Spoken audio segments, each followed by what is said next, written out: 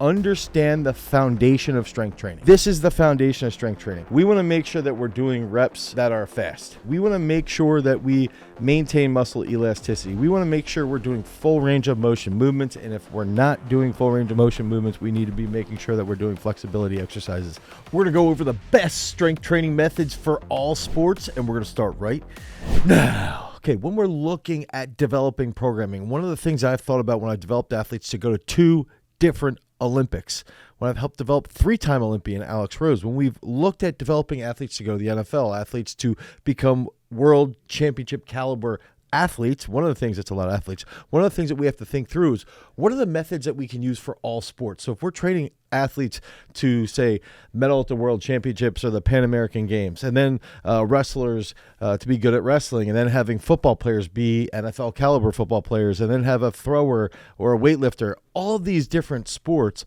require different types of trainings per se.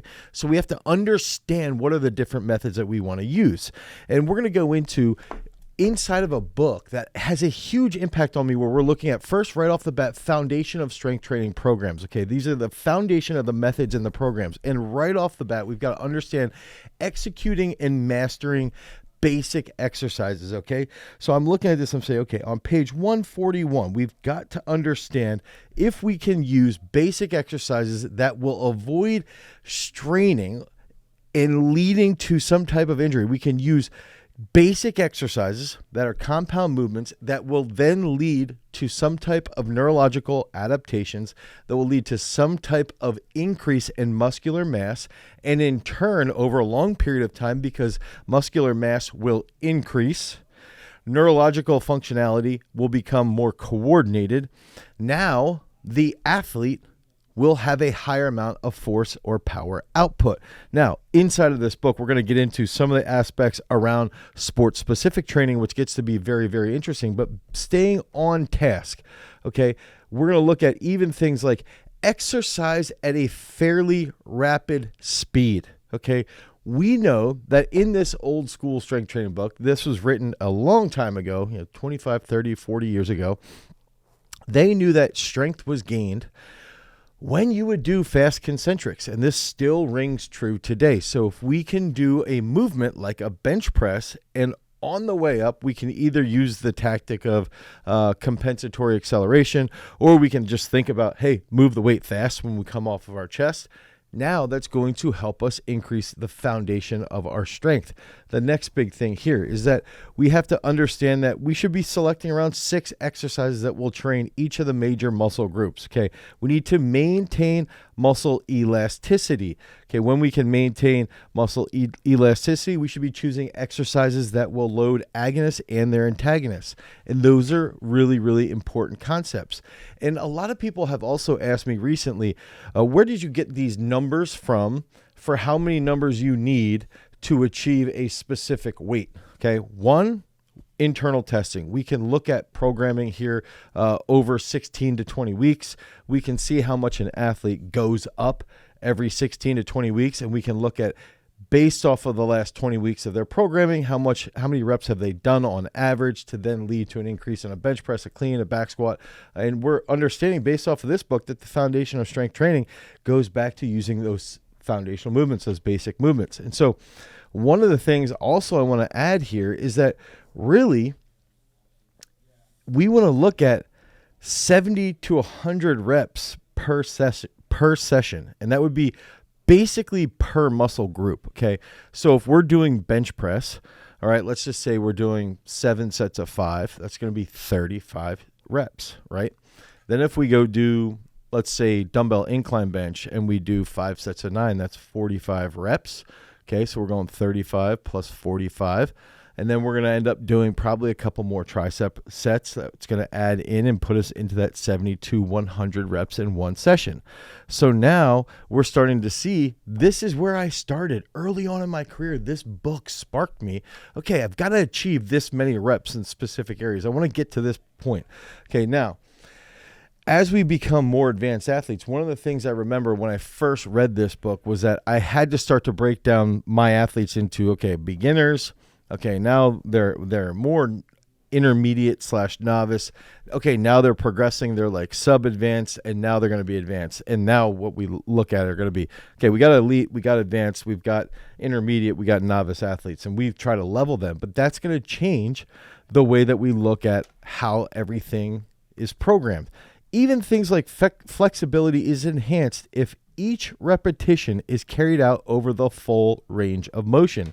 If the structure of exercises did not permit large movement ranges, stretch muscle group involved using If the structure of exercises does not permit large movement ranges, then you need to stretch the muscle group involved using appropriate flexibility exercises. Okay, so that's some really cool concepts there that I'm going to start off with. That's the first big concept around this, is that understand the foundation of strength training.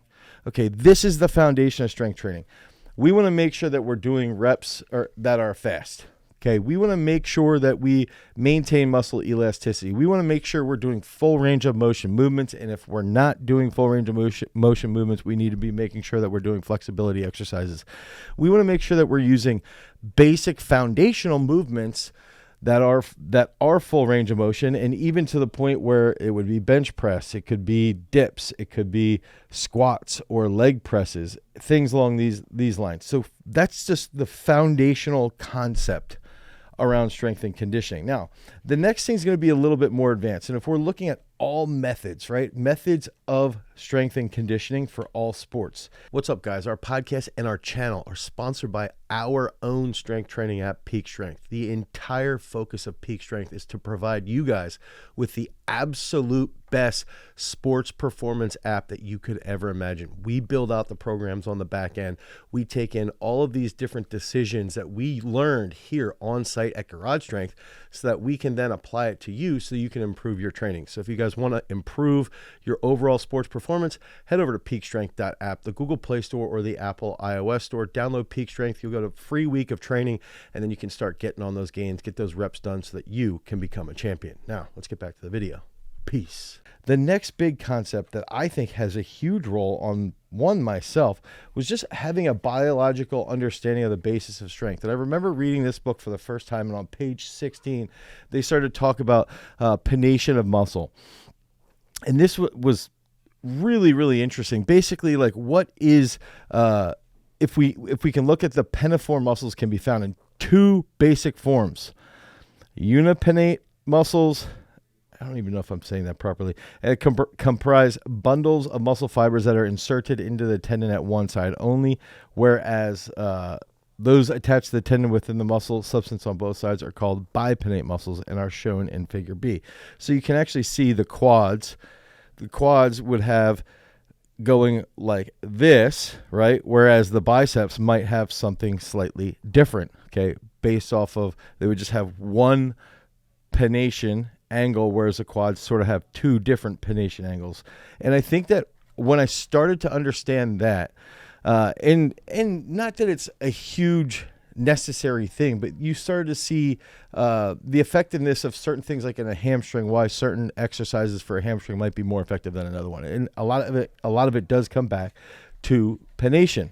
Okay, and then getting into structure of the skeletal muscle. What's the difference between myofibers, myofibrils, sarcoplasm, going into how motor units actually are activated, the fiber types of skeletal muscle, the neuromuscular process, and that's a huge one, is like, how does the nerve and the impulse frequency in muscle actually interact with the muscle? How does it interact with the brain? How does it interact with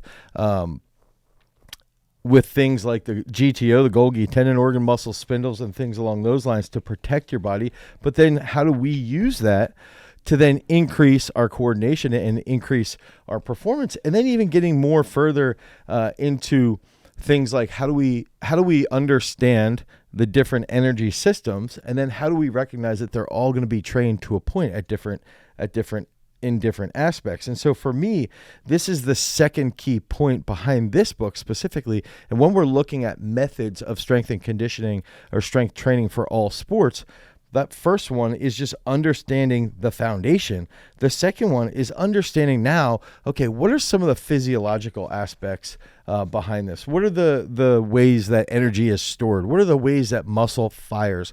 What are the ways that muscles move in conjunction with joints and with tendons? And what actually ends up happening when you're doing things for long periods of time? And then what are the adaptations to these things? And then going further into like, okay, if we go a little bit less deep into the weeds, we can see, okay, what are the types of contractions that the muscles will have when we have an eccentric contraction versus an isometric versus a concentric contraction? And then why does this go back to the foundation of having rapid concentrics and leading to greater strength gains? And so I think the first two concepts here that are really, really important are understanding the foundations and then revisiting how the body is set up, how the body functions, how the body fires and moves and has multiple different systems interplaying. And then going back to the foundational aspect, it sort of goes back and forth, and it's just this feedback loop, literally a feedback loop that's going to help us as athletes and as coaches lay out a better strength training system. And that's actually where we're going to get into the next key concept, is that this is back in the day, okay? This is an old school book. And what's the most important thing that they ended up seeing is that what's the relationship between maximal strength and power? Okay, so they're going to start to break down within the book. Okay, based off of this, the relationship between maximal strength and power, and this is one thing I want to bring up. The more internal force an athlete can generate to overcome external resistance, the more movement acceleration increases. If an athlete must mobilize as much as 90% of maximal strength to merely lift a barbell off the ground, little strength reserve is left. But if we're looking at body weight individuals, and even in this case, they're talking about testing standing high jump, standing long jump, 30-meter sprints, and other events that require speed and strength performance, it really starts to see that when we're thinking about maximal strength, the greater our maximal strength reserve is, typically the better we're going to perform in other events and other specific sports. Okay, so then if we can understand that, they get into a really unique thing here where they talk about fencers, volleyball players jumping at the net, and how what the body mass actually factors in, and boxers, things, javelin throwers, anybody like this, their equipment is the resistance of the mass of their own arms. And then a specific example is that at the start of a race, a top sprinter presses approximately 1,300 newtons with the front leg and approximately 1,000 newtons with the back leg. From this, it can be deduced that for explosive resistance against medium to submaximal objects, internal strength depends much more on the required acceleration than on the mass of the object. Okay, so in general, required acceleration becomes very, very important. And so if we're looking at high power output sports such as the 100 meters, the 200 meters, the high jump, the triple jump, right? This might require the application of more than 25 to 30% of one's maximal strength, when in turn depends upon the use of slow twitch and fast twitch fibers. Okay, so now we can start to work through and think about, if we increase maximal strength and we have a greater strength reserve, it becomes easier to function and apply that force, and it becomes easier to do this consistently. And then this leads into, even to the point where maximal strength and endurance actually have some type of interplay.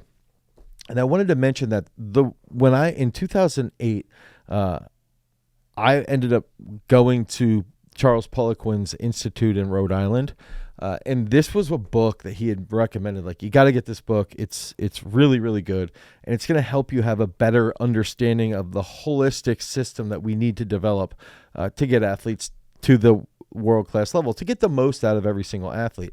And I think that's one thing that we've got to talk about, is that if we're looking to get athletes as good as possible with strength training and using methods for all sports, We have to get the most out of each athlete to get them from, let's say, level 1 to level 3. Okay. So that no matter what, if we have this impact on them, it's going to be better than if they did nothing.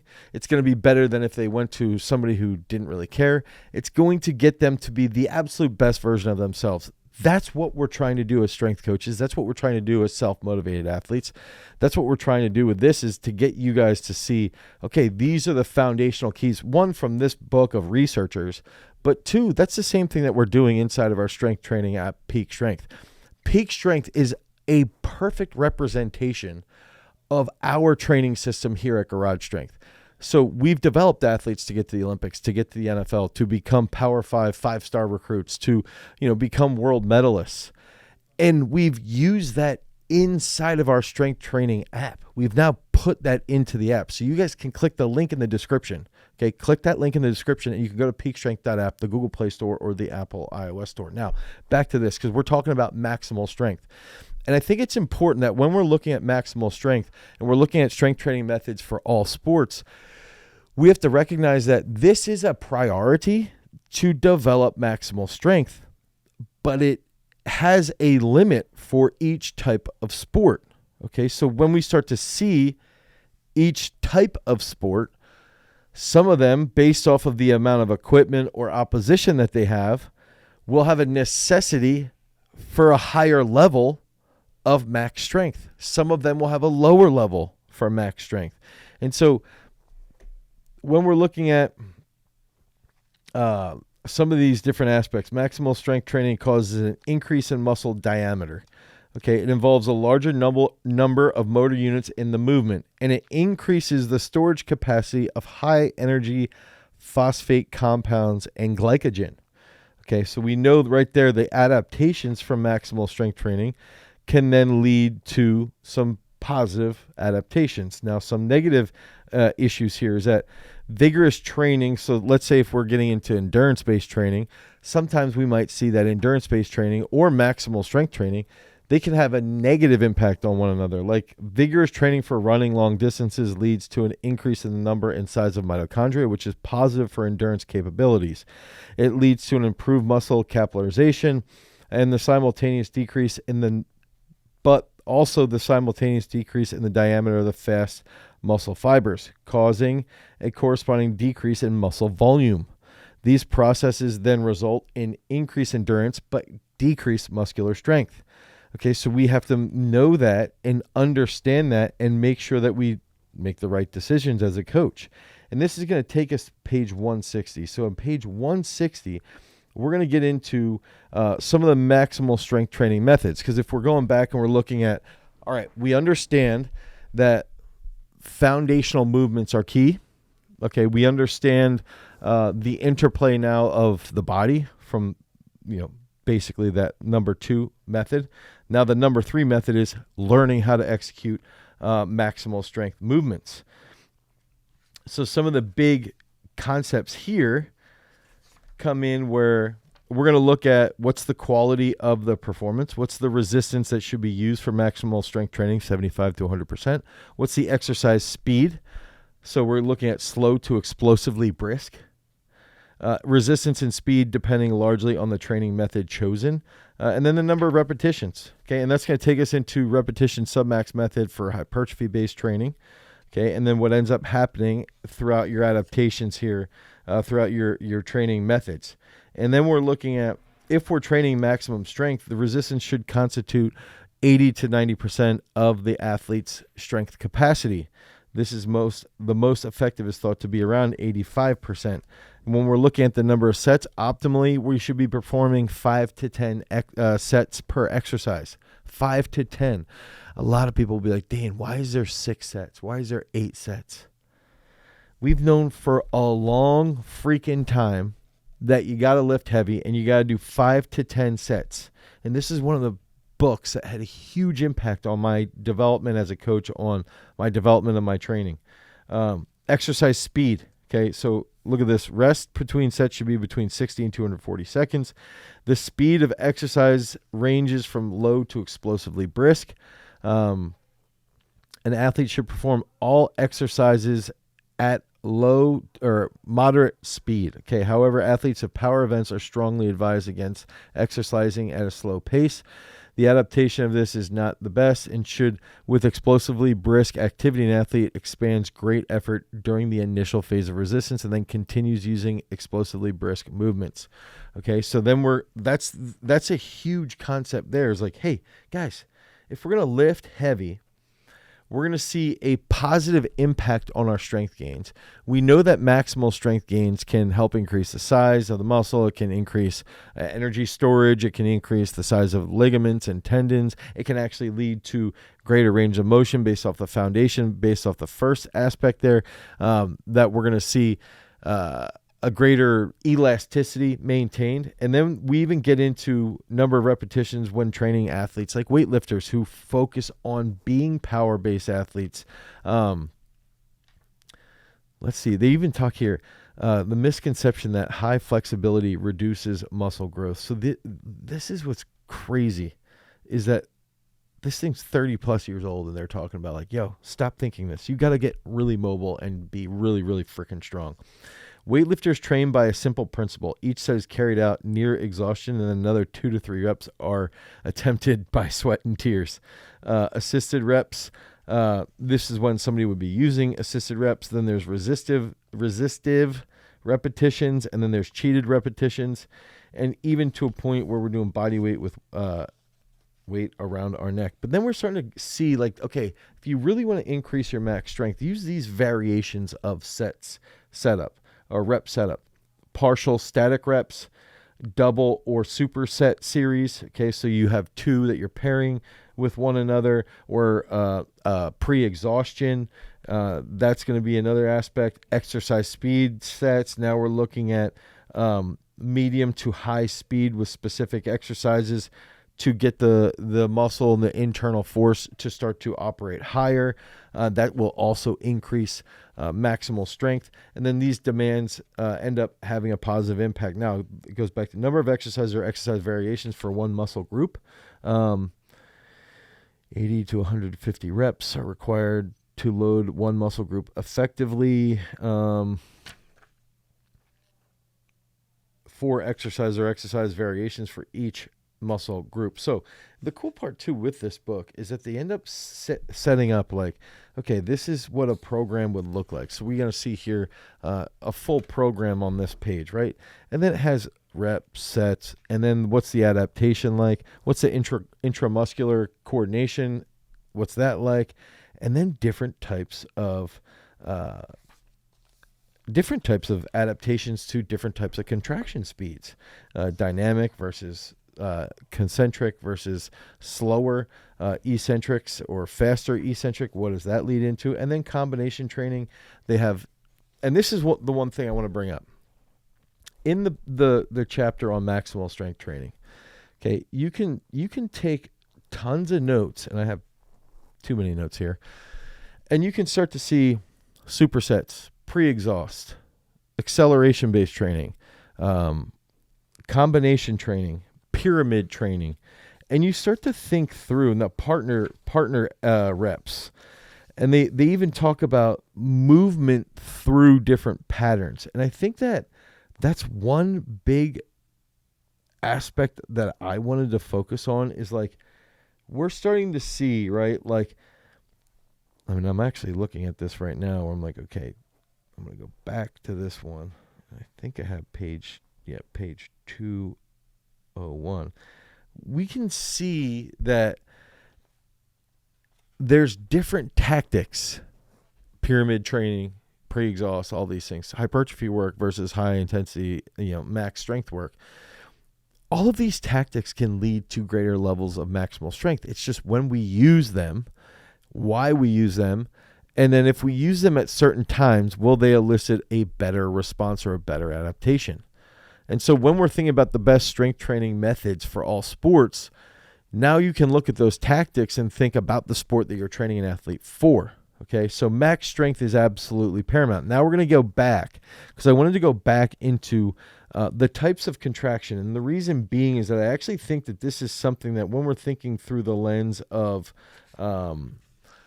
training and different sports, I'll use this example. If we're training a wrestler and they have to move really fast and then they get some force back into them and then they're pushing back into somebody very, very fast, but that person's also pushing back into them very fast, that leads to an isometric contraction. But it's preceded by a fast concentric. And so it made me, at an early age, this concept here, start to understand the different types of contractions and the importance that different types of contractions in training, how different types of contractions training can lead to better responses, better adaptations. And so I wanted to go into the first big method was understanding the foundational principles behind training. The second big one is understanding how the body works, how the body functions, how the interplay operates. The third one is understanding where max strength has a big impact on everything. Okay, even endurance and the interplay between max strength and endurance. And then the fourth concept now is getting into the types of contractions. And I don't want to go too far into this because it ends up being a little bit of a slog. But I wanted to go into isokinetic contractions because this is something in isotonic, okay? So dynamic contraction is based on isotonic contractions, only in exceptional cases. In an isotonic contraction, the muscle changes length, but not its tension. Okay, for instance, an athlete achieves an approximately isotonic contraction when lowering an extremely heavy barbell at a slow and constant speed against maximal resistance. This type of contraction is rarely encountered in sports and athletic movements or athletic events. Now, isokinetic contraction. In isokinetic contraction, external forces are kept at such a high level that the neuromuscular system can work at a constant speed during each phase of movement against an adapted high resistance. This allows the working muscles and muscle groups to release high tension over each section of the muscle range. Each section becomes a really important point there. Okay, as in the oxytonic contraction, okay, which we'll go back to, the precise amount of muscle tension release is always dependent upon the corresponding joint angle. So when I read that, growing up, I'm like, what does this even mean? Around the corresponding joint angle. But what I ended up remembering was points of flexion. Okay, so Points of Flexion is a bodybuilding book that we've got where they talk about, I was looking for it on my wall, where they talk about different points of flexion and how there's a mid-range, there's an end range, and there's like the upper range, and how muscles and exercises interplay differently based off the amount of tension because of the way the joint is operating and the amount of load from gravity. Okay, well, the amount of load from gravity is constant, but it goes back to things like from Jerry Tell, and even Roger Inoka would talk about this, where the strength curve of an exercise does have an impact on how your body is recruiting. And even this is typically going to see where we see most of the sticking points an athlete might have is going to be related to the hardest point of movement of a weight relative to their joint. Okay, and so this goes back to oxytonic contractions, where normal circumstances dynamic work is based on oxytonic muscle contraction, increased tension. Okay, increased tension. Because of this, the continual change in joint angle and speed that occurs during dynamic work, the muscle needs to contract at either increasing or decreasing tension. This term literally means that as you increase a movement, or as you execute the range of motion, you're actually going to increase tension and speed. And so the constant addition or subtraction of motor units, but in most cases, think about doing a weightlifting movement, you're going to be adding on motor unit recruitment. Now that leads to a faster adaptation to constantly changing tension requirements, and an athlete ends up learning how to recruit effectively through a full range of motion. So that's, to me, sort of like the layman's explanation for why moving weight fast on a concentric matters. Because tension, okay, has a huge impact on strength. And even today, if we look at Schoenfeld, Chris Beardsley, they'll talk about just having tension. Menno Henselman's talked about this. Tension leads to adaptation and leads to muscular mass, leads to strength. If we have increased tension caused by an increase in speed of the movement, there'll be a higher tension on the muscle fiber. There are going to be greater recruitment patterns from the neuromuscular system, and in turn, we're going to get stronger. Okay, so if we can think through that, now that's going to help us get stronger a lot faster. And so I have noted here, page 65, I almost have two. I have so many notes written down that it's like I can't even understand which each one's for. Explosive resistance against medium or submaximal objects. Internal strength depends much more on the required acceleration than on the mass of the object. It's about it, and it. I think this to me is like internal acceleration leads to an object moving faster, and that is more important. The internal acceleration and the internal force being applied is way more important than actually measuring like the speed of a bar. The speed of the bar matters is because it is a byproduct, but it's understanding that we need to coordinate and move extremely fast. Okay, and this leads to another statement here where maximal strength training causes an increase in muscular diameter, as mentioned earlier, but also an increase in the amount of external or the amount of internal force on an external resistance.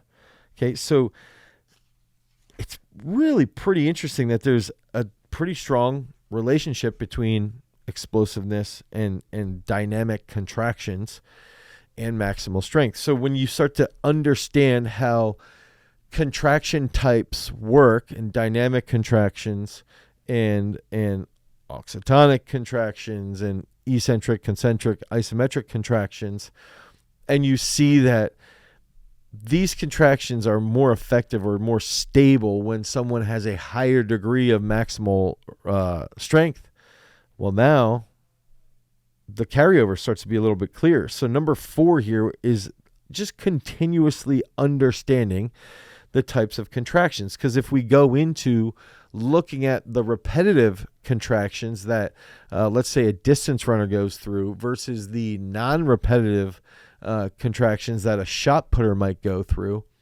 we can now see that we need to prepare them slightly differently, right? And that also just goes back to one will need more maximal strength than the other. One will need more range of motion than the other. One will need more upper body strength than the other based off of that. So that's a big concept that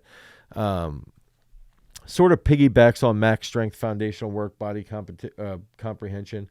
But then it leads into, they talk about passive flexibility and the ability to achieve greater joint ranges of motion will then lead into greater strength gains because you will have more tension. This is all stuff that was written 35 years ago, right? It sounds like something that you would be reading right now. It's like, okay, if we're looking at just let's look at page 70, page 75 here. They start talking about stretching methods, antagonist training, and flexibility. They start talking about repetition stretching method. So this is where this involves stretching with repetitive bounces. And this is like a classic 80s thing, I feel like. And that some people can increase their range of motion after 15 to 20 bounces. They'll increase the maximal range. Stretching, loosening up, relaxation exercises can contribute to the maintenance of or improvement in flexibility. Okay, and if we can increase flexibility, we can increase joint integrity. Using endurance stretching method, which is holding for a long period of time with a partner. Pre-tension stretching method. This reminds me of like PNF, where someone pushes on you and come back and pushes on you further and you come back. The pretension stretching is one of the variations where it exploits the natural protective reflexes of the muscle and its tendons, sensors, the muscle and the tendon spindles. So you start to work through the stretch reflex. You start to work with these stretching phases and pretension phases. And now you're going to increase in that setting the range of motion. And if we can increase the range of motion and we can then do more load on a muscle, on a specific fiber through a greater range of motion, an adaptation will occur that will be beneficial. And if we can even do this in a specific manner for a sport, that in turn leads to better improvement. And even to the point where they've got like these almost semi-stick figures showing you different stretching methods, different means of how to stretch. They looks like some of them are like almost balance beam or ballet-based stretches, groin stretches. And I still remember getting this and being like, wow, this book has everything I could ever need. Everything I could ever want, components of strength training, training volume, training time, training frequency. It was like everything started to compile on one another. Mobility, flexibility that we're seeing here, the types of contractions. And so taking this, right, of mobility and flexibility and understanding its role in training, and then taking that and then immediately going into next page I have is page 111, which is going through understanding training load and recovery, understanding training load in fatigue, understanding the recovery process from fatigue. And this is even how we set up our weightlifting periodization is set up so that we can have some type of higher stress on the body, on the athlete.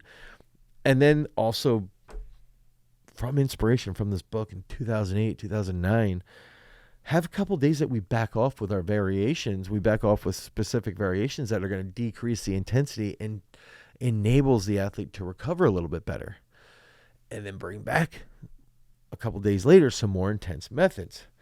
Okay, so if we're understanding that nutrition has a huge impact, I'm going to go to page 111. Nutrition has a huge impact. Flexibility has a huge impact on recovery.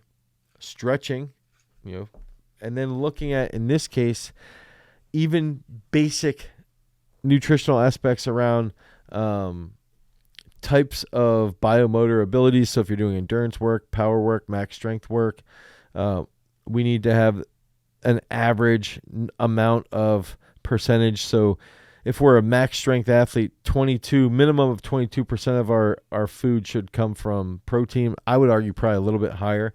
42% should come from carbohydrates. One thing I wanted to bring up here too, a healthy digestive system is mandatory. Think about how many times you've seen things on like gut microbiome and people talking about, fermented foods and all this stuff. And it's like, these Finnish dudes were talking about it a long time ago.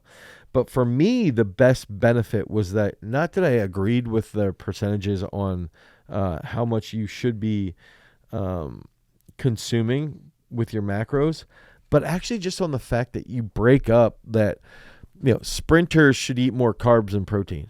Okay. You might look at a power-based sport like a power lifter or weightlifter could eat more fat and protein together. And they're going to feel different. They're going to feel better for their specific sport, but their consumption is slightly different. And when we're looking at a regular food intake and building as much muscle as possible and training these different types of contractions, now that's going to help us build out an actual all-encompassing system for different sports. Now, so that's the big factor here is that recovery. I had 128 highlighted. Let me look at this quick. Yeah. Be sure to eat a lot of fiber, fresh fruit and vegetables. Do not eat immediately prior to training. Do not restrict the intake of fluid. Favor tea, milk, and fruit juices, which is interesting. But then we get into, so if we're looking, let's go back over this. we're looking at step 1 is understand the foundations of strength and conditioning. Method 2, know how the body works, know how the muscles are connected, know how the joints work, know how interplay happens. Step 3, know the fact that max strength has a huge impact on everything. Step 4, understand types of contractions. Step 5, master and improve mobility and flexibility. Step 6, recovery and nutrition are huge, and flexibility from step 5 has a big impact on recovery and nutrition. And then we get into step 7. So there's strength training methods and programs. Okay, so how can we organize these into different factors?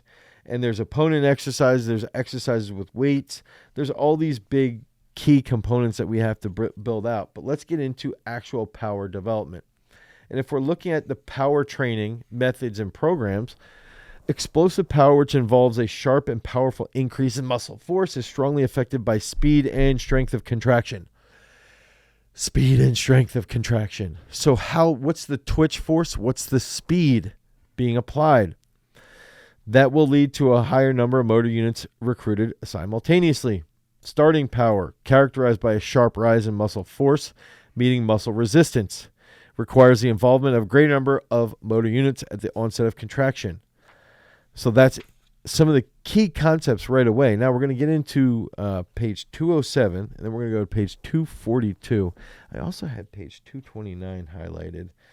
So let's go to page 207, because I think we're going to be going over some jumps, if I remember correctly, because they even start to talk about storage of energy. Yep. Okay, I want to look at page 229 quick, and then we're going to go into this next big concept. So, that's where we really get into the sports-specific stuff. So we'll go page 207, 242, 259, then we'll come back. Okay, so ballistic method. Energy demands increase with speed. A kangaroo builds up its speed progressively. Boom, boom, boom. When walking, the animal uses all 4 legs and adopts this method of locomotion up to a speed of 6 kilometers per hour. When it exceeds this speed, the kangaroo rises on its hind legs and begins to jump. This increase in speed, however, only raises energy consumption slightly.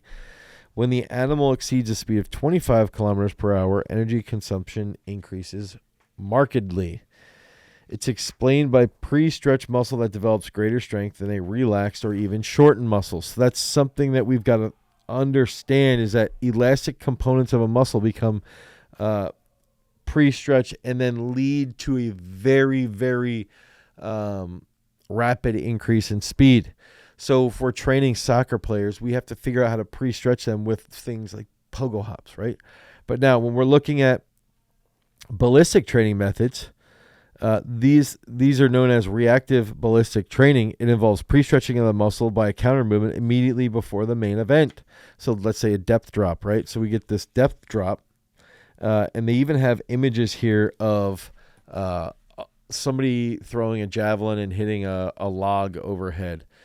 Somebody throwing a javelin up almost like a power cord, which I find interesting. But then even doing a depth drop off of 40 to 70 or 40 to 100 centimeters, they land, their knee joint angle gets to about 120, and then they jump forward again. And that's a ballistic method of training. Okay, so that's leading to what's the timeline, what's the type of contraction, how fast does it happen, how does that apply over to another sport. And then we can start to understand like the braking path, the braking methods, things like that, and what stretch reflex is actually happening. And the cool part in this book is that they start to give you a lot of pictograms here. Lots and lots and lots of pictograms. Now, let's go to 242. And then I want to just touch on a couple key factors on page 229. Well, maybe we'll get right into this, is that where I really started to see things with this book, okay, in development of power and sports-specific event training, is that it all comes back to the beginning of what we're talking about. Foundational work, body comprehension, build max strength, understand the types of contractions, increase flexibility, master your recovery, and then to build power in every athlete in specific manners. And right off the bat, I remembered, seeing this picture here on page 229. And on page 229, you can see this dude squatting with his heels elevated. I was like, wow, that's pretty interesting. And then you could start to think about, all right, if you have an athlete whose heels might be higher than their toes or their quads go forward quite a bit, let's think about a sprint cyclist, somebody like that. We should be probably training in that degree. Even here, strength training should be predominantly focused on the development of muscle groups and their antagonists that are intimately involved in the athlete's chosen sport. So the resistance to be mastered during competition, for example, for a swimmer should resemble that. Medium to maximal resistance for wrestlers, for shot putters, should be carefully simulated. The velocity of exercising should be set to simulate as precisely as possible. So basically, here's where they're taking dynamic correspondence, and they're looking at, okay, even the types of contractions, the speed and the level of the contractions should really have a big impact. And that's where we'll see here with swimmers doing movements using their lats, almost like a miracle grow, using their lats to move weight and to try and get through a long range of motion based off the strength curve. And so those things end up having an impact to a point. I don't think there's a 100% perfect carryover, but they do have an impact to a point on your actual sport specific training and all in your actual sport preparation. Here's another one I wanted to share. Just squatting, heels elevated, blowing up the quads, lengthening the crap out of the quads. So I think in the sport prep, you start to use these exercises, but then they get into their exercise collection, and you'll see movements like dips, bench with weight in your feet, pull-ups, sort of simple stuff. And you're recognizing like, hey, grappling, flies, all these things are great. They're absolutely fantastic. But it goes back to principle number one, mastering foundational movements. Okay, understanding the way the body operates, pushing max strength, focusing on the different types of contractions, increasing your mobility, enhancing your recovery, and then finally leading to greater power development, and using these exercises here for different goals. Exercises for hip joint muscles, exercises for neck muscles, exercises for knee bends, exercises for hip flexion, and they can go on and on and on. And these are all movement patterns that will help you train through these different methods. So really, these 7 concepts, or 7 methods for training sports, led us to develop the sport depth system. And within the sport depth system, we could flesh this out. This is a book, Fitness and Strength Training in All Sports, Theory, Methods, and Programs from Hartman and Tuneman.